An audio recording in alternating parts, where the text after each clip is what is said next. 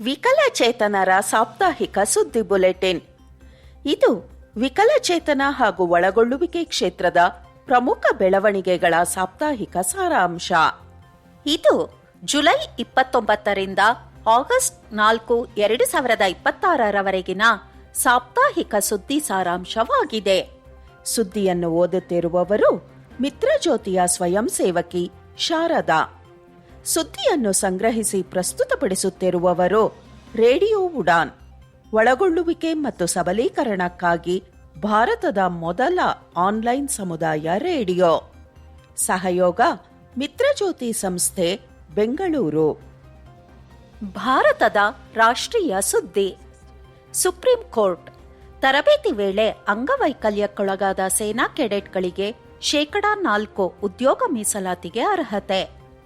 ತರಬೇತಿ ವೇಳೆ bench mark ಅಂಗವೈಕಲ್ಯಕ್ಕೊಳಗಾಗಿ ತರಬೇತಿಯಿಂದ ಹೊರಬಂದ ಸೇನಾ ಕೆಡೆಟ್ಗಳು 2016ರ ಅಂಗವಿಕಲ ವ್ಯಕ್ತಿಗಳ ಹಕ್ಕುಗಳ ಕಾಯ್ದೆ RPWD ಆಕ್ಟ್ ಸೆಕ್ಷನ್ 34ರ ಅಡಿಯಲ್ಲಿ ಸರ್ಕಾರಿ ಉದ್ಯೋಗದಲ್ಲಿ ಸಿಗುವ 4% ಮೀಸಲಾತಿಯನ್ನು ಪಡೆಯಲು ಅರ್ಹರು ಎಂದು ಸುಪ್ರೀಂ ಕೋರ್ಟ್ ತೀರ್ಪು ನೀಡಿದೆ. ನ್ಯಾಯಮೂರ್ತಿಗಳಾದ BV ನಾಗರತ್ನ ಮತ್ತು ಮನಮೋಹನ್ ಅವರ ಪೀಠವು 40% ಅಥವಾ ಅದಕ್ಕಿಂತ ಹೆಚ್ಚಿನ ಬೆಂಚ್ ಮಾರ್ಕ್ ಅಂಗವೈಕಲ್ಯ ಇರುವ ಕೆಡೆಟ್ಗಳು ಈ ಸೌಲಭ್ಯ ಪಡೆದು ಸರ್ಕಾರಿ ಉದ್ಯೋಗಕ್ಕೆ ಅರ್ಜಿ ಸಲ್ಲಿಸಬಹುದು ಎಂದು ಆಗಸ್ಟ್ 4ರಂದು ಸ್ಪಷ್ಟಪಡಿಸಿತು. 40%ಕ್ಕಿಂತ ಕಡಿಮೆ ಅಂಗವೈಕಲ್ಯ ಇರುವವರಿಗೆ ಸೂಕ್ತ ಯೋಜನೆಯೊಂದನ್ನು ರೂಪಿಸಿ ವಿಸ್ತರಿಸಬೇಕು ಎಂದು ಕೋರ್ಟ್ ಹೇಳಿತು.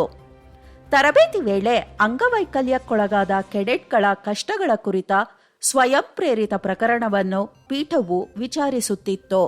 ಈ ಪ್ರಕರಣದ ಮುಂದಿನ ವಿಚಾರಣೆ ಸೆಪ್ಟೆಂಬರ್ 8ರಂದು ನಡೆಯಲಿದೆ. ಈ ಸುದ್ದಿಯ ಮೂಲ www.barandbench.com. ಒಂದು ಕುರ್ಚಿ ಕೊಡಿ. ಸೇವೆಯ ವೇಳೆ ಅಂಗವೈಕಲ್ಯಕ್ಕೆ ಒಳಗಾದವರ ಉದ್ಯೋಗ ರಕ್ಷಣೆ ಎತ್ತಿ ಹಿಡಿದ ಸುಪ್ರೀಂ ಕೋರ್ಟ್. ಸೇವೆಯ ವೇಳೆ ಅಂಗವೈಕಲ್ಯಕ್ಕೊಳಗಾದ ಉದ್ಯೋಗಿ ಗೌರವದಿಂದ ಉದ್ಯೋಗದಲ್ಲಿ ಮುಂದುವರಿಯುವ ಹಕ್ಕು ಹೊಂದಿದ್ದಾನೆ ಎಂದು ಸುಪ್ರೀಂ ಕೋರ್ಟ್ ಪುನಃ ದೃಢೀಕರಿಸಿದೆ. ಜುಲೈ 13ರಂದು union of India versus Balirama ಪ್ರಕರಣದ ತೀರ್ಪಿನಲ್ಲಿ ದೃಷ್ಟಿ ದೌರ್ಬಲ್ಯವುಳ್ಳ ಸಿಆರ್ಪಿಎಫ್ ಕಾನ್ಸ್ಟೇಬಲ್ ವಿರುದ್ಧ ಕೇಂದ್ರ ಸರ್ಕಾರದ ಮೇಲ್ಮನವಿಯನ್ನು ವಜಾಗೊಳಿಸಿ ಹಿಂದಿನ ಅಂಗವಿಕಲ ಕಾಯ್ದೆಯ ಸೆಕ್ಷನ್ 47ರ ರಕ್ಷಣೆಯನ್ನು ಎತ್ತಿ ಹಿಡಿದಿದೆ. ಬಲಿರಾಮ ಅವರಿಗೆ ಹಿಂಬಾಕಿ ವೇತನ, ಬಡ್ಡಿ ಮತ್ತು ವ್ಯಾಜ್ಯ ವೆಚ್ಚವಾಗಿ ಒಟ್ಟು 1,25,00,000 ರೂಪಾಯಿ ಪರಿಹಾರವನ್ನು ಕೋರ್ಟ್ ನೀಡಿದೆ. ಅಂಗವೈಕಲ್ಯಕ್ಕೊಳಗಾದ ಉದ್ಯೋಗಿಗೆ ಉದ್ಯೋಗದಾತನು ಒಂದು ಕುರ್ಚಿ ಕೊಡಬೇಕು. ಅಂದರೆ ಯೋಗ್ಯ ಸೌಲಭ್ಯ ಕಲ್ಪಿಸುವುದು ದಾನವಲ್ಲ, ಅದು ಕರ್ತವ್ಯ. ಆಡಳಿತಾತ್ಮಕ ನಿಯಮಗಳನ್ನು ಯಾಂತ್ರಿಕವಾಗಿ ಅನ್ವಯಿಸಿ ಕಾಯ್ದೆಯ ಉದ್ದೇಶ ಮತ್ತು ಆರ್ಟಿಕಲ್ 21ರ ಘನತೆಯನ್ನು ಮೀರಬಾರದು ಎಂಬ ತತ್ವಕ್ಕಾಗಿ ಈ ತೀರ್ಪು ವ್ಯಾಪಕವಾಗಿ ಉಲ್ಲೇಖಿಸಲ್ಪಡುತ್ತಿದೆ. ಈ ಸುದ್ದಿಯ ಮೂಲ www.disabilityrightsindia.com. ಡಿಜಿಟಲ್ ಉತ್ಪನ್ನ ಮತ್ತು ಸೇವೆಗಳಿಗೆ ಕಡ್ಡಾಯ ಅಂಗವಿಕಲ ಸ್ನೇಹಿ ನಿಯಮಗಳಿಗೆ ಪ್ರಸ್ತಾವನೆ. ಮಾಹಿತಿ ಮತ್ತು ಸಂವಹನ ತಂತ್ರಜ್ಞಾನ ಅಂದರೆ ಇನ್ಫಾರ್ಮೇಷನ್ ಅಂಡ್ ಕಮ್ಯುನಿಕೇಷನ್ ಟೆಕ್ನಾಲಜಿ ಉತ್ಪನ್ನ ಮತ್ತು ಸೇವೆಗಳಿಗೆ BIS ಮಾನಕಗಳಿಗೆ ಅನುಗುಣವಾಗಿ ಕಡ್ಡಾಯ ಪ್ರವೇಶಾರ್ಹತೆಯ ಕನಿಷ್ಠ ಮಟ್ಟವನ್ನು ನಿಗದಿಪಡಿಸುವ ಅಂಗವಿಕಲ ವ್ಯಕ್ತಿಗಳ ಹಕ್ಕುಗಳ ತಿದ್ದುಪಡಿ ನಿಯಮಗಳು 2026 ಸಾಮಾಜಿಕ ನ್ಯಾಯ ಮತ್ತು ಸಬಲೀಕರಣ ಸಚಿವಾಲಯವು ಇದೇ ಮೊದಲ ಬಾರಿಗೆ ಕರಡು ರೂಪದಲ್ಲಿ ಪ್ರಕಟಿಸಿದೆ. ಜುಲೈ 20ರಂದು ವಿಶೇಷ ಗೆಜೆಟ್ನಲ್ಲಿ ಅಧಿಸೂಚಿಸಲಾದ ಈ ಕರಡು ರಾಜೀವ್ ರಾತೂರಿ ಪ್ರಕರಣದಲ್ಲಿ RPWD ಕಾಯ್ದೆಯ ಸೆಕ್ಷನ್ 40ರ ಅಡಿ ಬದ್ಧ ಅನಿವಾರ್ಯ ಪ್ರವೇಶಾರ್ಹತೆ ನಿಯಮಗಳನ್ನು ರೂಪಿಸಲು ಸುಪ್ರೀಂ ಕೋರ್ಟ್ ನೀಡಿದ ನಿರ್ದೇಶನದ ಫಲಶ್ರುತಿಯಾಗಿದೆ. ಇದು ಕಡ್ಡಾಯ ಪ್ರವೇಶಾರ್ಹತೆ ಅನುಸರಣೆ ವರದಿಗಳನ್ನು ಮತ್ತು ವಹಿವಾಟು ಆಧಾರಿತ ಹಂತ ಹಂತದ ಅನುಸರಣೆ ವಿಧಾನವನ್ನು ಪರಿಚಯಿಸುತ್ತದೆ. ಮುಖ್ಯವಾಗಿ ನಮ್ಮ ಸಮುದಾಯಕ್ಕೆ ಈ ಕರಡು ಪ್ರಕಟಣೆಯ ನಂತರ 30 ದಿನಗಳ ಕಾಲ ಸಾರ್ವಜನಿಕ ಆಕ್ಷೇಪಣೆ ಮತ್ತು ಸಲಹೆಗಳಿಗೆ ತೆರೆಯಲಾಗಿದೆ. ಅಂಗವಿಕಲ ವ್ಯಕ್ತಿಗಳ ಸಬಲೀಕರಣ ಇಲಾಖೆಗೆ ಸಂಸ್ಥೆಗಳು ಮತ್ತು ವ್ಯಕ್ತಿಗಳು ತಮ್ಮ ಅಭಿಪ್ರಾಯ ಸಲ್ಲಿಸುವ ಅವಕಾಶ ಇದು. ಈ ಸುದ್ದಿಯ ಮೂಲ www.indialaw.in. ಅಂಗವಿಕಲ ಬೆಂಬಲ ಸೇವೆಗಳಿಗೆ ಜಿಎಸ್ಟಿ ವಿನಾಯಿತಿ ಕೋರಿದ ಇಂಡಿಯಾ ಆಟಿಸಂ ಸೆಂಟರ್. ಅಂಗವಿಕಲ ಬೆಂಬಲ ಸೇವೆಗಳನ್ನು ಸರಕು ಮತ್ತು ಸೇವಾ ತೆರಿಗೆ ಅಂದರೆ ಜಿಎಸ್ಟಿಯಿಂದ ವಿನಾಯಿತಿಗೊಳಿಸಬೇಕೆಂದು ಇಂಡಿಯಾ ಆಟಿಸಂ ಸೆಂಟರ್ ಸರ್ಕಾರಕ್ಕೆ ಮನವಿ ಮಾಡಿದೆ. ಈ ತೆರಿಗೆಯು ಸೇರ್ಪಡೆಗೆ ಅಡ್ಡಿಯಾಗಿದೆ ಎಂದು ಅದು ಬಣ್ಣಿಸಿದೆ. ಅಗತ್ಯ ಬೆಂಬಲ ಮತ್ತು ಪುನರ್ವಸತಿ ಸೇವೆಗಳಿಗೆ ಜಿಎಸ್ಟಿ ವಿಧಿಸುವುದರಿಂದ ಆಟಿಸಂ ಹಾಗೂ ಇತರ ಅಂಗವೈಕಲ್ಯ ಇರುವವರ ಕುಟುಂಬಗಳ ಆರೈಕೆ ವೆಚ್ಚ ಹೆಚ್ಚಾಗುತ್ತದೆ ಮತ್ತು ಅಂತರ್ಗತ ಸಮಾಜದ ಗುರಿಗೆ ವಿರೋಧವಾಗುತ್ತದೆ ಎಂದು ಸಂಸ್ಥೆ ವಾದಿಸಿದೆ. ಸಹಾಯಕ ಸಾಧನಗಳು ಮತ್ತು ಸೇವೆಗಳನ್ನು ತೆರಿಗೆ ವಿಧಿಸುವ ಸರಕುಗಳಂತೆ ಕಾಣದೆ ಅತ್ಯವಶ್ಯಕ ವಸ್ತುಗಳಂತೆ ಪರಿಗಣಿಸಬೇಕು ಎಂಬ ಅಂಗವಿಕಲ ಕ್ಷೇತ್ರದ ಬಹುಕಾಲದ ಬೇಡಿಕೆಗೆ ಈ ಮನವಿ ಇನ್ನಷ್ಟು ಬಲ ನೀಡುತ್ತದೆ. ಈ ಸುದ್ದಿಯ ಮೂಲ www.thehindu.com. ಆಗಸ್ಟ್ನಲ್ಲಿ ಬೆಂಗಳೂರಿನಲ್ಲಿ ಅಂಗವಿಕಲ ವ್ಯಕ್ತಿಗಳಿಗಾಗಿ ವಿಶೇಷ ಉದ್ಯೋಗ ಮೇಳ ಆಯೋಜನೆ. ಕರ್ನಾಟಕ ಸರ್ಕಾರವು ಈ ಆಗಸ್ಟ್ನಲ್ಲಿ ಬೆಂಗಳೂರಿನ ಕಂಠೀರವ ಕ್ರೀಡಾಂಗಣದಲ್ಲಿ ಅಂಗವಿಕಲ ವ್ಯಕ್ತಿಗಳಿಗಾಗಿಯೇ ಅಡಿದ್ವಾರ ಗ್ರ್ಯಾಂಡ್ ಜಾಬ್ ಹಬ್ಬ ಎಂಬ ಅಂಗವಿಕಲರ ವಿಶೇಷ ಉದ್ಯೋಗ ಮೇಳವನ್ನು ಆಯೋಜಿಸಲಿದೆ. ಕೌಶಲ್ಯ ಅಭಿವೃದ್ಧಿ ಮತ್ತು ವೈದ್ಯಕೀಯ ಶಿಕ್ಷಣ ಸಚಿವ ಶರಣ ಪ್ರಕಾಶ್ ಆರ್ ಪಾಟೀಲರು ಅಸಿಸ್ಟೆಕ್ ಫೌಂಡೇಶನ್ ಜೊತೆ ರೂಪಿಸಿದ ಎಐ ಆಧಾರಿತ ಅಡಿದ್ವಾರ ಆಪ್ ಉದ್ಘಾಟಿಸಿದ ವೇಳೆ ಈ ಮೇಳದ ಬಗ್ಗೆ ಪ್ರಕಟಿಸಿದರು. ಇದರಲ್ಲಿ 21 ಅಂಗವೈಕಲ್ಯ ವರ್ಗಗಳನ್ನು ಪ್ರತಿನಿಧಿಸುವ 3,000ಕ್ಕೂ ಹೆಚ್ಚು ಉದ್ಯೋಗಾಕಾಂಕ್ಷಿಗಳು ಭಾಗವಹಿಸುವ ನಿರೀಕ್ಷೆ ಇದೆ. ಐಟಿ, ರಿಟೇಲ್, ಉತ್ಪಾದನೆ, ಬ್ಯಾಂಕಿಂಗ್, ಹಾಸ್ಪಿಟಾಲಿಟಿ ಸಹಿತ ವಿವಿಧ ಕ್ಷೇತ್ರಗಳ ಉದ್ಯೋಗದಾತರು ನೇರ ನೇಮಕಾತಿ, ವೃತ್ತಿ ಸಲಹೆ ಮತ್ತು ಸಹಾಯಕ ತಂತ್ರಜ್ಞಾನ ಪ್ರದರ್ಶನಗಳೊಂದಿಗೆ ಈ ಉದ್ಯೋಗ ಮೇಳದಲ್ಲಿ ಭಾಗವಹಿಸಲಿದ್ದಾರೆ. ನೀವು ಅಥವಾ ನಿಮ್ಮ ಪರಿಚಿತರು ಉದ್ಯೋಗಕ್ಕೆ ಸಿದ್ಧರಾಗಿದ್ದರೆ ಇದು ಗಮನಿಸಬೇಕಾದ ಅವಕಾಶ. ಅಡಿದ್ವಾರ ವೇದಿಕೆಯಲ್ಲಿ ಇದಕ್ಕಾಗಿ ನೋಂದಾಯಿಸಿಕೊಳ್ಳಿ. ಈ ಸುದ್ದಿಯ ಮೂಲ www.thehandsindia.com. ಕರ್ನಾಟಕ ಸೇರಿದಂತೆ 10 ರಾಜ್ಯ ಮತ್ತು ಕೇಂದ್ರಾಡಳಿತ ಪ್ರದೇಶಗಳಿಗೆ 4 ವಾರಗಳಲ್ಲಿ ರಾಜ್ಯ ಅಂಗವಿಕಲ ಆಯುಕ್ತರನ್ನು ನೇಮಿಸಲು ಸುಪ್ರೀಂ ಕೋರ್ಟ್ ಆದೇಶ. ಆರ್ಪಿಡಬ್ಲ್ಯೂಡಿ ಕಾಯ್ದೆಯ ಸೆಕ್ಷನ್ 79ರ ಅಡಿಯಲ್ಲಿ ಸ್ವತಂತ್ರ ರಾಜ್ಯ ಅಂಗವಿಕಲ ಆಯುಕ್ತರನ್ನು ಇನ್ನೂ ನೇಮಕ ಮಾಡದ ಕರ್ನಾಟಕ ಸೇರಿದಂತೆ ಹಲವು ರಾಜ್ಯ ಮತ್ತು ಕೇಂದ್ರಾಡಳಿತ ಪ್ರದೇಶಗಳು 4 ವಾರಗಳಲ್ಲಿ ಈ ನೇಮಕವನ್ನು ಪೂರೈಸಬೇಕೆಂದು ಜುಲೈ 29ರಂದು ಸುಪ್ರೀಂ ಕೋರ್ಟ್ ನಿರ್ದೇಶಿಸಿದೆ.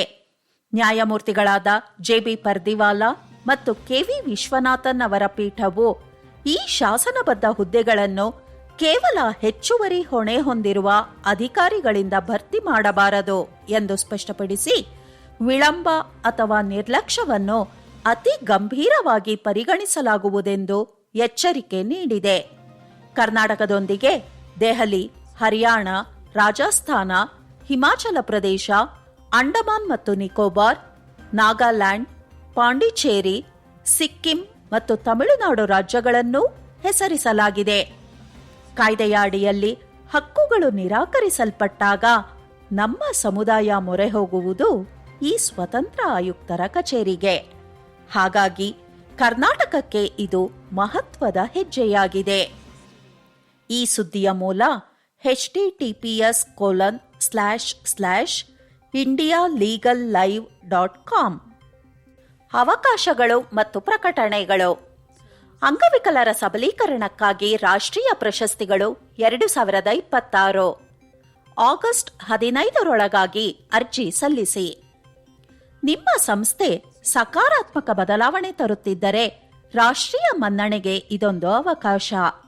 ಸೇರ್ಪಡೆ, ಸುಲಭ್ಯತೆ, ಪುನರ್ವಸತಿ, ಉದ್ಯೋಗ, ಶಿಕ್ಷಣ, ತಂತ್ರಜ್ಞಾನ, ಸಿಎಸ್ಆರ್ ಮತ್ತು ಅಂಗವಿಕಲರ ಸಬಲೀಕರಣದಲ್ಲಿ ಅರ್ಥಪೂರ್ಣ ಪರಿಣಾಮ ಬೀರುತ್ತಿರುವ ಸಂಸ್ಥೆಗಳಿಂದ ಅಂಗವಿಕಲರ ಸಬಲೀಕರಣಕ್ಕಾಗಿ ರಾಷ್ಟ್ರೀಯ ಪ್ರಶಸ್ತಿಗಳು 2026ಕ್ಕೆ ಅರ್ಜಿಗಳನ್ನು ಆಹ್ವಾನಿಸಲಾಗಿದೆ. ಅರ್ಜಿ ಸಲ್ಲಿಸಲು ಕೊನೆಯ ದಿನಾಂಕ 2026 ಆಗಸ್ಟ್ 15. ಅರ್ಜಿಗಳನ್ನು www.awards.gov.in ಅಲ್ಲಿ ಸಲ್ಲಿಸಬಹುದು. ನಾವು ಯಾವಾಗಲೂ ಹೇಳುವಂತೆ ನಿಮ್ಮ ಕೆಲಸಕ್ಕೆ ಜೀವನಗಳನ್ನು ಬದಲಾಯಿಸುವ ಶಕ್ತಿ ಇದೆ. ಅದಕ್ಕೆ ಮನ್ನಣೆ ಸಿಗಲಿ. ಈ ಸುದ್ದಿಯ ಮೂಲ www.awards.gov.in. ಭಾರತದ ಮೊದಲ ಅಂಧತ್ವ ಪುನರ್ವಸತಿ ಪದವಿ ಡಿಪ್ಲೊಮೊ ಬೆಂಗಳೂರಿನಲ್ಲಿ ಪ್ರವೇಶ ಆರಂಭ. ಕೊನೆಯ ಸುದ್ದಿ ಅರ್ಥಪೂರ್ಣ ವೃತ್ತಿ ಅವಕಾಶದ ಬಗ್ಗೆ. ಡಾಕ್ಟರ್ ಮನಮೋಹನ್ ಸಿಂಗ್ ಬೆಂಗಳೂರು ನಗರ ವಿಶ್ವವಿದ್ಯಾಲಯವು national association for the blind Karnataka NAB Karnataka ಸಹಯೋಗದೊಂದಿಗೆ ಭಾರತದ ಮೊದಲ ಅಂಧತ್ವ ಪುನರ್ವಸತಿ ಪದವಿ ಡಿಪ್ಲೊಮೊ ಕೋರ್ಸ್ ಅನ್ನು ಪ್ರಕಟಿಸಿದೆ. 1 ವರ್ಷದ ಈ ಕೋರ್ಸ್ ಅನ್ನು ಪ್ರಮಾಣಪತ್ರ ಪಡೆದ ಉದ್ಯೋಗಕ್ಕೆ ಸಿದ್ಧವಾದ ಹಾಗೂ ದೃಷ್ಟಿ ವಿಶೇಷಚೇತನ ವ್ಯಕ್ತಿಗಳಿಗೆ ಸ್ವತಂತ್ರ ಜೀವನ ನಡೆಸಲು ನೆರವಾಗುವಂತಹ ಪುನರ್ವಸತಿ ವೃತ್ತಿಪರರನ್ನು ಸೃಷ್ಟಿಸಲು ರೂಪಿಸಲಾಗಿದೆ. ಪಠ್ಯಕ್ರಮವು ಚಲನಶೀಲತೆ ಮತ್ತು ಸ್ಥಳಗ್ರಹಿಕೆ, ಸಮಾಲೋಚನೆ, ಬೇಸಿಕ್ ಕಂಪ್ಯೂಟರ್, ಆಕ್ಸೆಸಿಬಿಲಿಟಿ ಮತ್ತು ಸಂವೇದೀಕರಣ, ಶಿಕ್ಷಣ, ಉದ್ಯೋಗಾರ್ಹತೆ, ಗ್ರಾಮೀಣ ಸ್ವಸಹಾಯ ಗುಂಪುಗಳು ಇವುಗಳನ್ನು ಒಳಗೊಂಡಿದೆ. ಈ ಪಠ್ಯಕ್ರಮವನ್ನು NAB ಕರ್ನಾಟಕದ ಟ್ರೈನ್ ದ ಟ್ರೈನರ್ ಮಾದರಿಯಲ್ಲಿ ತರಗತಿ ಕಲಿಕೆ ಮತ್ತು ಪ್ರಾಯೋಗಿಕ ತರಬೇತಿಯ ಮೂಲಕ ಬೋಧಿಸಲಾಗುತ್ತದೆ. ಯಾವುದೇ ವಿಭಾಗದ ಪದವಿ ಅಥವಾ ಸ್ನಾತಕೋತ್ತರ ಪದವಿ ವಿದ್ಯಾರ್ಥಿಗಳು, ಉದ್ಯೋಗಾಕಾಂಕ್ಷಿಗಳು, ಅಂಗವಿಕಲ ಕ್ಷೇತ್ರದ ವೃತ್ತಿಪರರು ಹಾಗೂ ಆಸಕ್ತ ಹೊಸಬರೂ ಸೇರಿದಂತೆ 12ನೇ ತರಗತಿ ತೇರ್ಗಡೆ ಹೊಂದಿರುವ ಯಾರು ಬೇಕಾದರೂ ಈ ಕೋರ್ಸ್ಗೆ ಅರ್ಜಿ ಸಲ್ಲಿಸಬಹುದು. ವಾರ್ಷಿಕ ಕೋರ್ಸ್ ಶುಲ್ಕ ಕೇವಲ 6,500 ರೂಪಾಯಿ ಮತ್ತು ಸಣ್ಣ ಪರೀಕ್ಷಾ ಶುಲ್ಕವನ್ನು ಒಳಗೊಂಡಿರುತ್ತದೆ. ವಾರದ ಮಧ್ಯ, ವಾರಾಂತ್ಯ, ಸಂಜೆ ಮತ್ತು ಆನ್ಲೈನ್ ತರಗತಿಗಳ ಆಯ್ಕೆಯೂ ಕೂಡ ಇದೆ. 2026-27 ಪ್ರಾರಂಭಿಕ ತಂಡಕ್ಕಾಗಿ ಪ್ರವೇಶ ಆರಂಭವಾಗಿದ್ದು, ಹೆಚ್ಚಿನ ಮಾಹಿತಿಗಾಗಿ ಮೊಬೈಲ್ ಸಂಖ್ಯೆ 9538653180 ಅಥವಾ 9538653181ಕ್ಕೆ ಕರೆ ಮಾಡಿ ಅಥವಾ www.bcu.karnataka.gov.in ಅಂತರ್ಜಾಲ ತಾಣವನ್ನು ನೋಡಿ ಅಥವಾ bcuniversity@gmail.comಗೆ ಇಮೇಲ್ ಮಾಡಿ. ಈ ಸುದ್ದಿಯ ಮೂಲ www.bcu.karnataka.gov.in. ಈ ವಾರದ ವಿಕಲಚೇತನರ ಸಾಪ್ತಾಹಿಕ ಸುದ್ದಿ ಬುಲೆಟಿನ್ ಇಲ್ಲಿಗೆ ಮುಕ್ತಾಯಗೊಂಡಿತು. ರೇಡಿಯೋ ಉಡಾನ್ ಮತ್ತು ಮಿತ್ರಜ್ಯೋತಿ ತಂಡದ ಪರವಾಗಿ ಕೇಳಿದ್ದಕ್ಕಾಗಿ ಧನ್ಯವಾದಗಳು.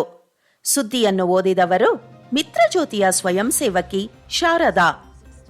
ಮುಂದಿನ ಭಾನುವಾರದವರೆಗೆ ಕಾಳಜಿ ವಹಿಸಿ ಮಾಹಿತಿಯುಳ್ಳವರಾಗಿ ಸಬಲರಾಗಿರಿ. ನಮಸ್ಕಾರ.